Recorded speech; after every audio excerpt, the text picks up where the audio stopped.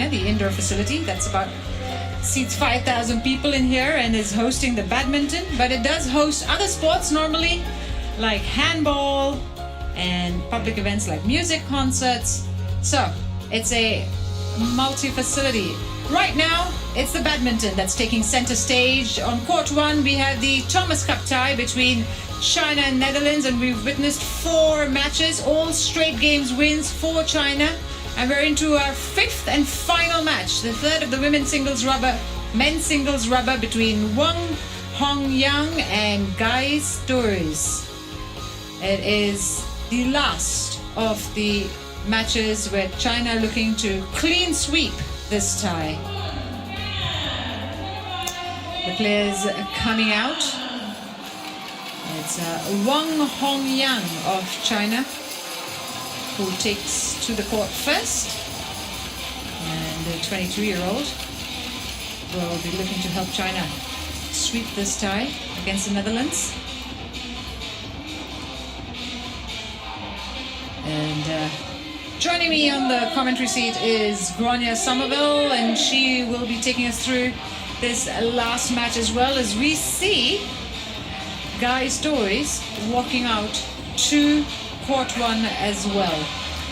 And he's 21, so another young matchup here, Grania, between the 2 singles players. Yes, it's nice to see all these up-and-coming players getting some primetime court experience here at the Thomas Cup. And so the toss of the coin done by the umpire there, and the Netherlands will serve shortly, but before that they're going to have a 2-minute warm-up on court, test the shuttle. Weng Hongyang, he is still unknown on the senior tour, relatively unknown on the senior tour, just 22 years of age, as I mentioned, and 178 centimeter tall, 148 his current ranking, highest was 84. I mean, it has dipped because of the lack of action as well, so everyone who was looking to rise up the ranks the last couple of years have had to wait, and it's a little halt on their career. The good thing is they have many years ahead of them to make their mark on the badminton circuit. And born and bred in China, Weng Hongyang. And his opponent today is Gijs Duijs from the Netherlands. And he was on the bus with me and helped me pronounce his name. Made sure I didn't quite get it wrong. He's 21 years of age, 188 centimeters tall, so really, really tall. Doesn't really have a ranking yet. He's very new on tour, especially in the single circuit, because he normally plays the men's doubles and mixed doubles on tour. So he's moving out of his comfort zone. Jojan John, the umpire from Bahrain. And he will be joined by the service judge today, who is Henrik Boas from Denmark. And they'll be officiating this match as the players get ready to get things going. And it really is a good transition that we're seeing within this Chinese team. It's very confident play overall that we've witnessed these last 4 matches, you know, despite them not being the regulars that we see on the biggest of events. Yeah, they're really taking this opportunity to step up and taking it in their stride to show that they are up there with the rest of, you know, their compatriots who usually take up these positions against the big matches. Xu Yuqi, of course, will be the normal #1 men's singles, and we'd imagine Lu Guangzhou would be there as well, and likely Li Shifeng. So this is a really good opportunity for Weng Hongyang to get a feel of what it's like playing at the Thomas Cup. China, represented by Weng Hongyang. I reckon there's a little giggle there even between the umpire and the player because he's trying to get the name right as well. It is always interesting to see how umpires are going to pronounce your name when you have a slightly more obscure name. I've had Sonia Gromaville before. I just straight up swapped the first letters of my names.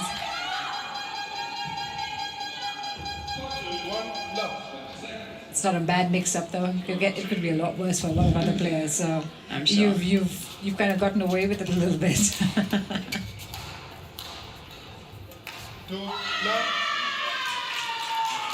Good start to China, showing his finesse at the net there. One.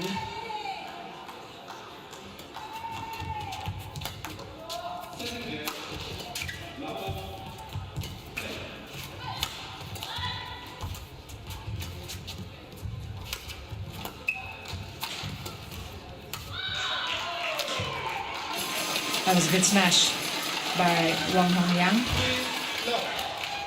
to take a 3-love lead in this first game.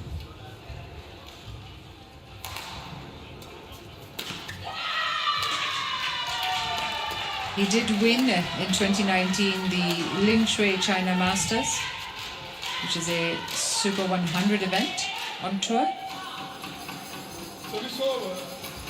And he was runner-up at the 2019 Salux Open as well, Wang Hongyang. So, you know, it was probably at that stage that he was slowly climbing up and making himself known. And then 2020, he has no international competitions, unfortunately, due to the pandemic. So, yeah, it is unfortunate that players like him who are, you know, just starting to get on a roll and get that international experience, make a name for themselves, that it has been stunted. But this is a great platform to relaunch his international badminton and show what he's, you know, been working on in the past year.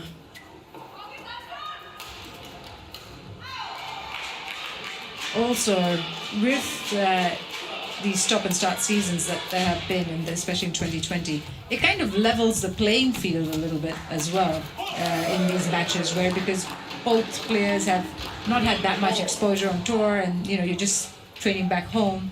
So when you get back into action, as Wang Hongyang and Gijs Duijs are, it's not a very clear distinction. Yeah, everyone's kind of starting from a zero base of not too much international competition. I would say, guys, it might be at a slight disadvantage not having played men's singles in a while, have been specialising in men's doubles and mixed doubles. It's an interesting choice because Andy Boyd, who played the last men's doubles, he has played on the junior circuit some singles. So I wonder if maybe that was a way to go, but they're really young players. So at this point, I guess you just try and test and maybe use the element of surprise against a team like China. Yeah, or it may even be with the fact that Robin, Tabling and Mark Elio, are missing, that they are even just in need of an extra singles player and had to call upon him.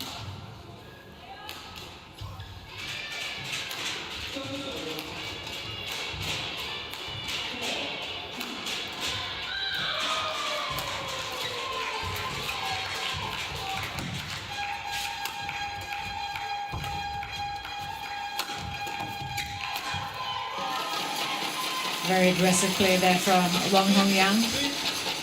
Nice cross-court smash.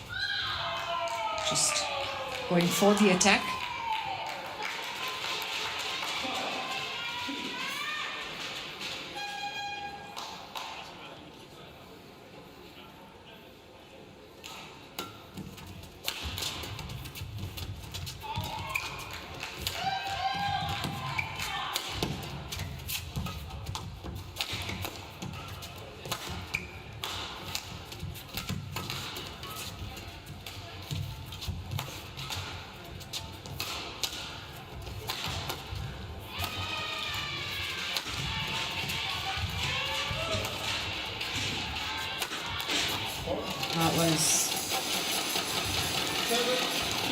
Again, a good attacking shot. And although Gijs did well to get there, he just couldn't hit it back properly. Couldn't return it.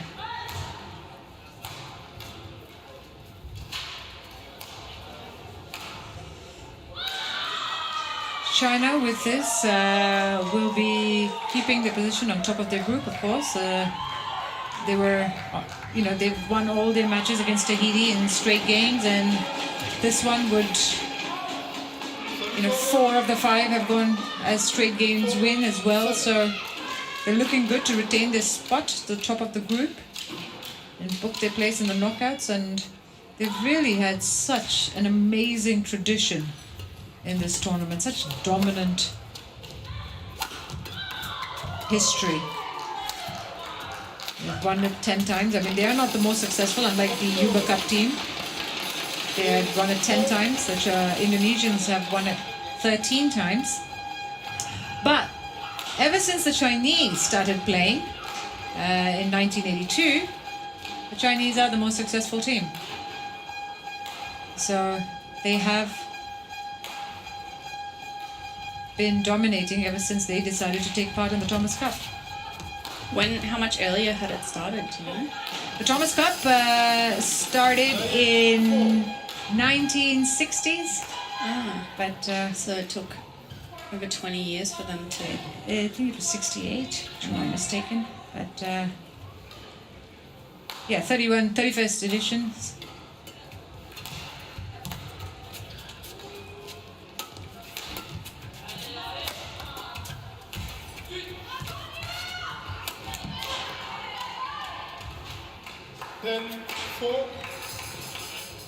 It's 10-4 now for Weng Hongyang. He is taking a comfortable lead here in the first game, just 1 point away from the mid-game break.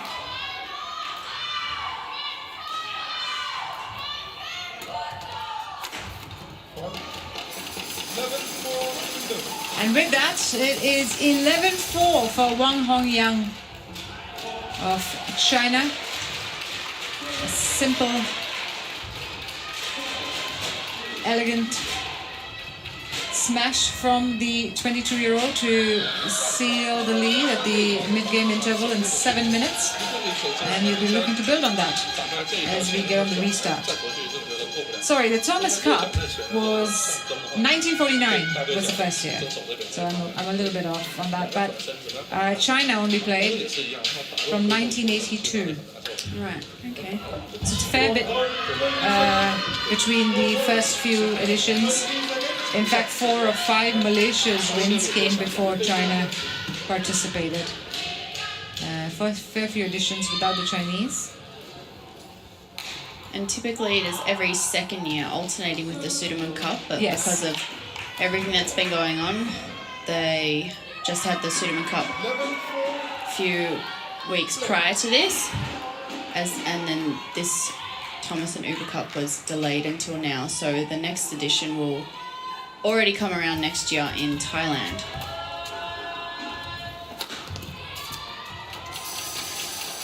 He's hitting those smashes really well, Weng Hongyang. Yeah, Gijs really needs to try and take some initiative to get the attack himself. He's been quite defensive, but Weng Hongyang is not making it easy for him.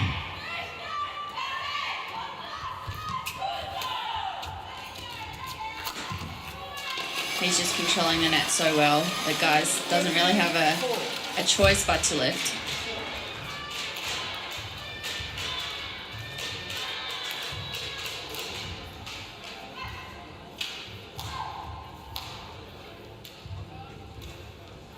So ever since China have played in the Thomas Cup, they've made the knockout stages without fail. And they will be adding this to the list. It is an amazing achievement for the team, for the nation, that they've managed to continue such a strong tradition, such a strong showing in this event. And the pride that they take to represent and win for their country is really impressive. 15-4 now. The game kind of running away from Gijs Duijs's racket.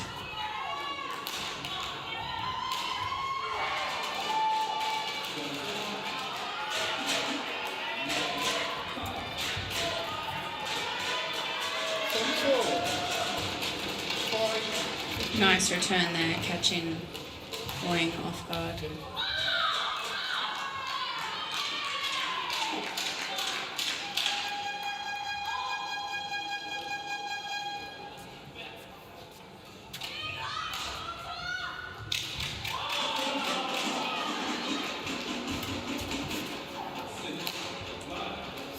Answered it with his own beautiful return. Just holding it for a second and then pushing it past Gijs.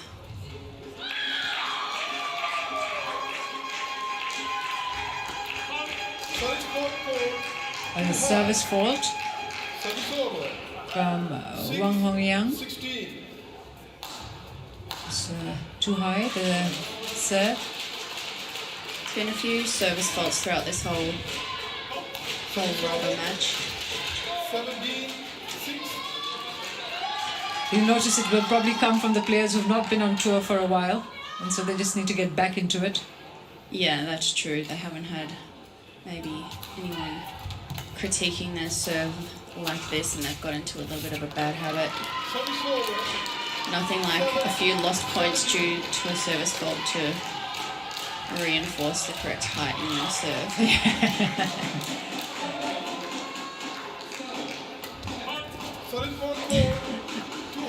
And they're both kind of struggling at the moment a little bit. He went for a drive serve, which you don't see as often in the men's singles. But we just saw it quite a lot in the previous men's doubles.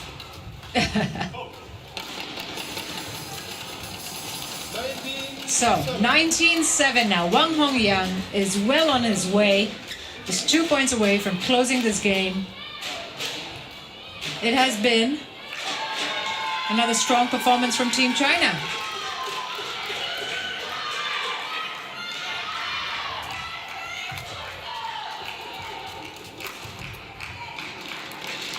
Setting up that short lift with a beautiful net roll return.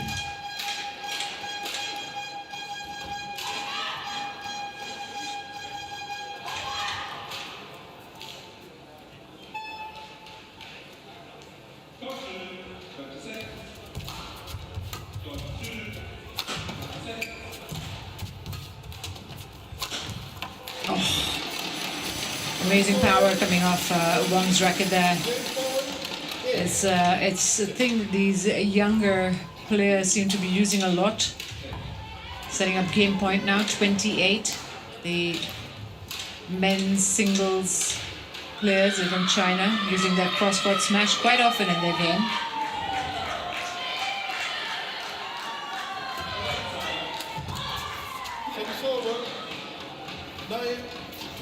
Going for the drop shot. Found the net instead, so it's 9-20. 1 game point saved.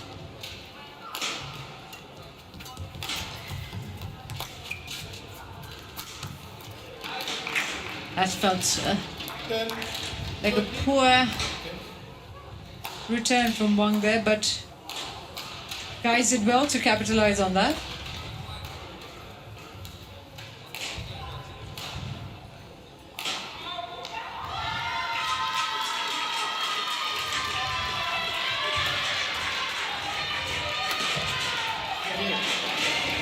But this time he made sure of it.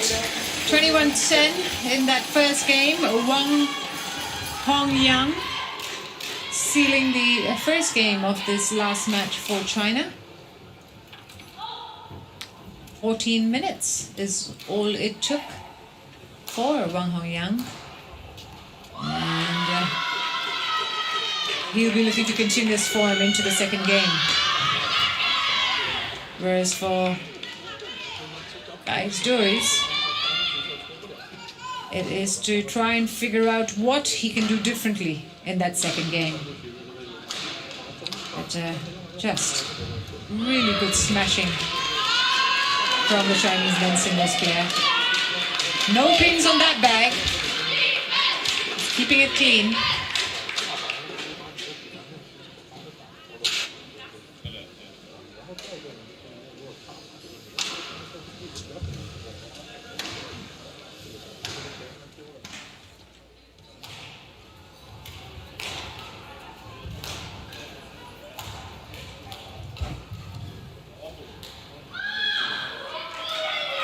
This is, of course, Gijs Duijs' debut match. He was not part of the team that won the European Championship.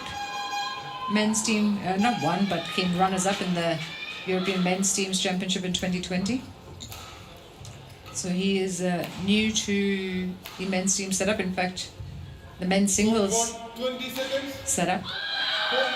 And as you pointed out, Gronya, it could be because of the injury to Mark Kaliau and the unavailability of Robin Tabeling that has led to his call. But he certainly needs to change things up for the second game to stay alive in this match.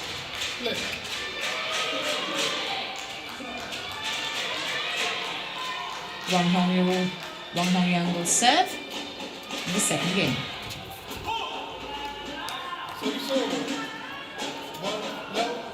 It was a good return, well placed.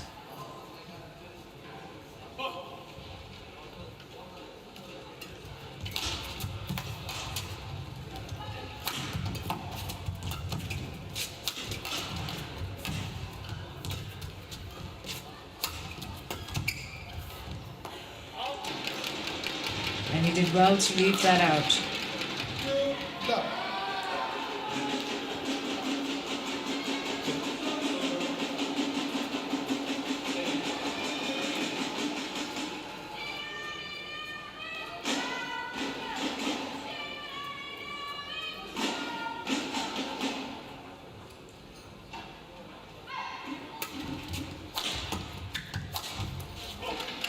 Again, just a really good attacking shot from Weng there.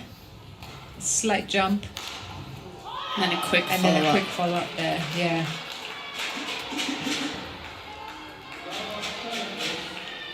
Just he's been attacking right from the get-go, keeping the rally short, not allowing any kind of fight back really from Gijs here.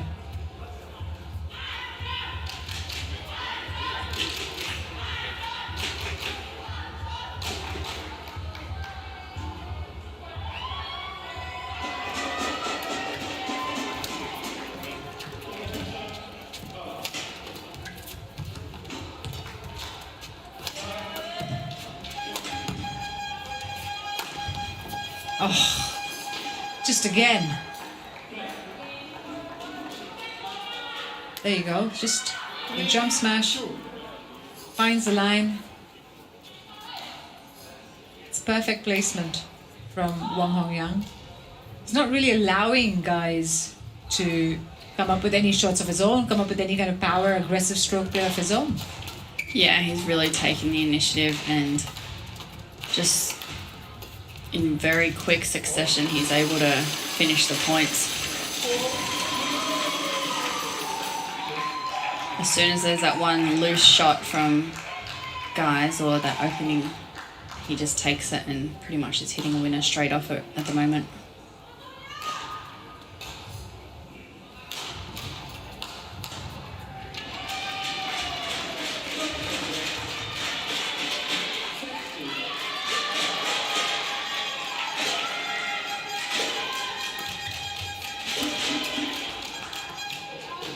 So that was out from Wang Hongyang. And it's a 1-point game. Gijs Duijs needs to try and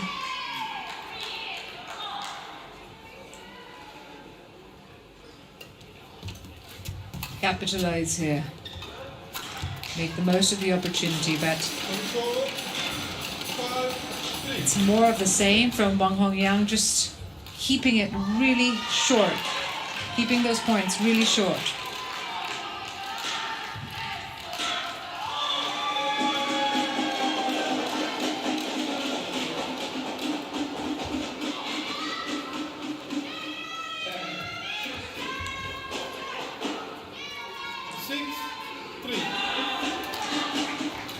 When you're the last player coming on court, you know, the last match on court in a tie like this, and you've seen your teammates sort of put a fight but not really get anywhere, does that deflate you? Does that worry you? I guess sometimes the overall team spirit would be a little bit down by that point. I mean, the first 1 or 2 matches, there's a lot of energy still within the team and they're hopeful for a good beginning. By the end, after a few losses, it can be a little bit hard to keep up that ongoing energy, and people are, you know, a bit tired of cheering as well. So it's really up to the individual who's stepping on court to bring their best and, you know, have that autonomy within themselves to perform when they need to. Well, there's a lot of mental strength, I'd imagine. Yeah. And you need to really want it.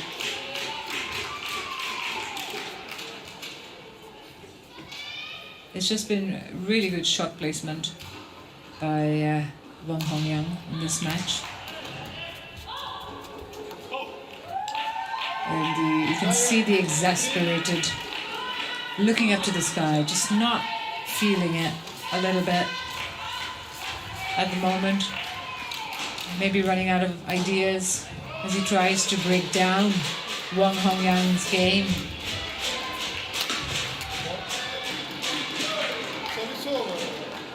It's probably the first aggressive shot we've seen, really, from Gijs Duijs.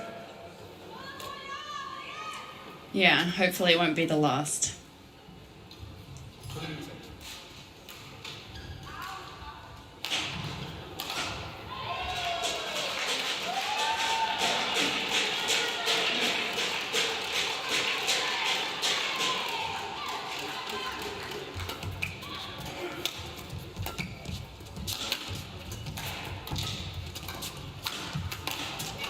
Again, just attacking the backhand there of Gijs Duijs. Weng Hongyang was, but just really near perfect shot placement.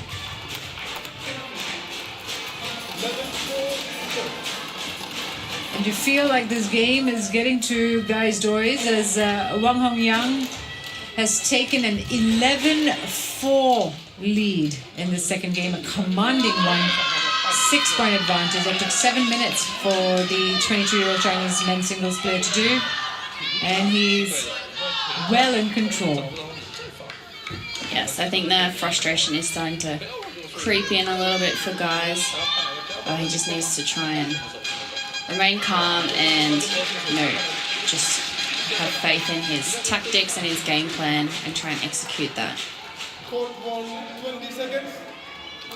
Court 1, 20 seconds. Coach, The coach being told to return to the chairs at about the 20-second mark is when the coaches are supposed to return back to their seats. Let's the players get ready to resume this second game. Weng doing really well so far. He's leading 11-4 in this second game.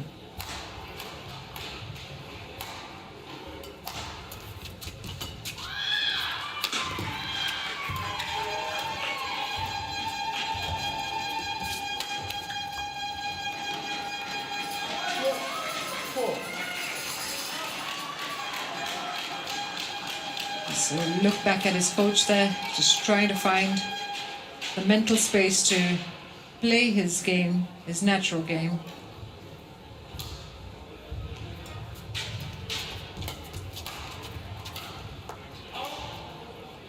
Service over.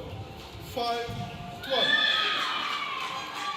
It's a reset required of sorts when you are playing one way and it doesn't do anything to your opponent, and you've got to rethink, reset, all while continuing to play the game. 6-1.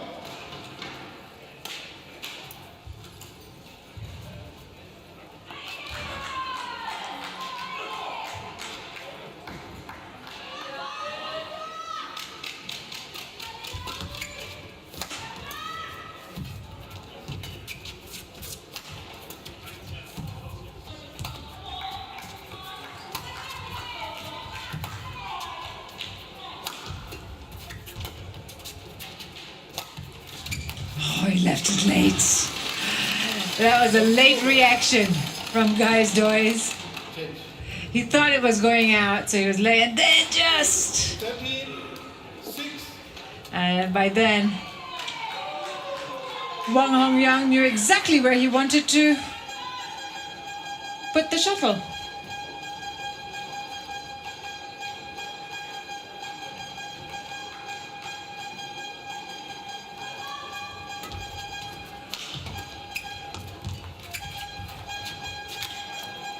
Again, just these now confident kill shots at the net just tells you that, you know, he's really come into his own. He's feeling good about his game. Just effortless shot making from Wang Hongyang now.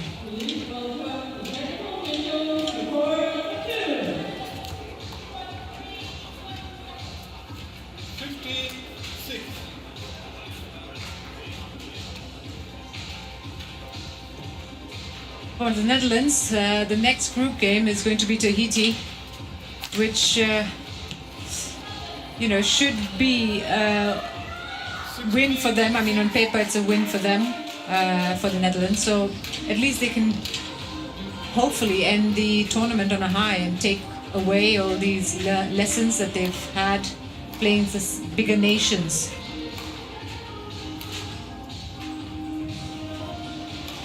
I mean, I am getting ahead of myself there, but it's cutting off the strings. Clearly the racket's not effective anymore. If you do break a string and it's close to a corner and don't cut it, and if your strings are strung very tightly, it can, you know, alter the pressure throughout the frame of the racket and bend the frame or crack it. So that's why people often rush, especially, you know, the boys that might string their rackets quite high, rush to cut the strings to avoid that happening. How tense are your rackets?